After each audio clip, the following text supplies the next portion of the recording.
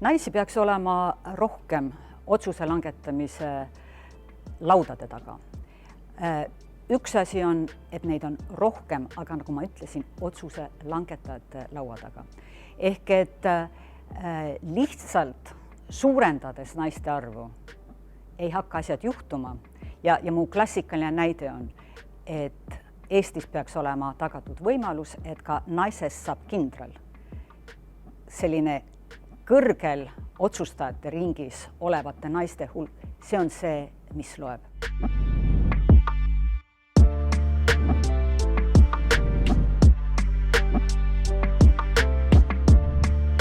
Oluline on see, et rünnates üht, ründad kogu organisatsiooni. Ja NATO oma olemuselt on maailma kõige võimsam sõjaline organisatsioon. Nii et siin pole kahtlustki, mis hakkab juhtuma. Aga võib ka vaadata artikkel 5 laiemalt.